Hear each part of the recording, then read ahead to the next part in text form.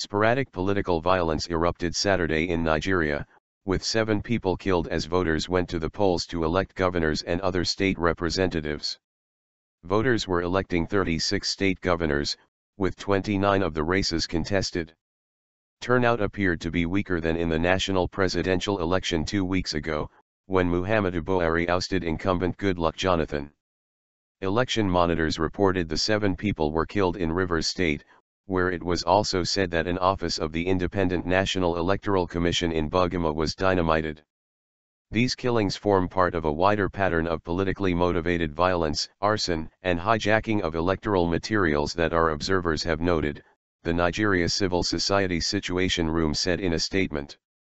It added that electoral regulations at many polling stations had been flagrantly flouted. Eyewitnesses told Reuters that shootings on the streets of several Rivers towns forced voters to initially remain indoors and that voting began hours late after a 2,000-strong early morning protest in the state capital, Port Harcourt, delayed the distribution of materials. Violence was also reported in Lagos, Delta, Ebonyi, and Akwa states. Saturday's violence contrasted with the relatively peaceful ballot that Buhari won outright last month, without any need for a runoff. Modern Nigeria's political history has been marred by coups, and Jonathan became the first head of state voted out of office in a peaceful change of power. Nigeria's 36 state governors are among the most powerful political figures in the nation that is Africa's biggest oil producer and top economy. Analysts say the influence wielded by governors has often prompted previous candidates to try dirty electoral tactics, such as snatching ballot boxes, manipulating voter turnout, and engaging in thuggery and intimidation.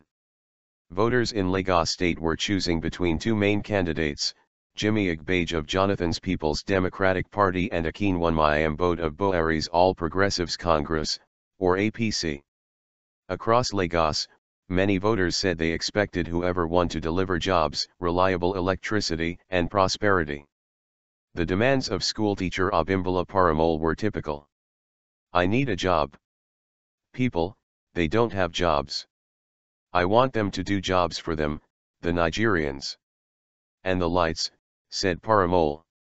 In Lagos, the country's commercial hub and largest city, the turnout was noticeably smaller than in the recent presidential election.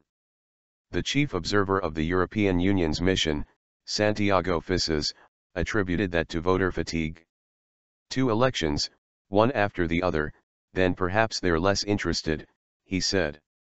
They thought that the presidential election was more important and they're less interested about these elections. But I think that, in a way, it's a mistake. Governors are more close to the people and also the member of the assembly, the House Assembly here. Samuel Ikechukwu, a party agent for the APC in a suburb of the state capital Port Harcourt, says fear kept some people from voting. They were afraid, he said.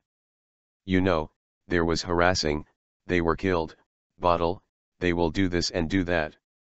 That is why they were afraid not to come out and vote. Results in the governor and House of Assembly races are expected in the next few days.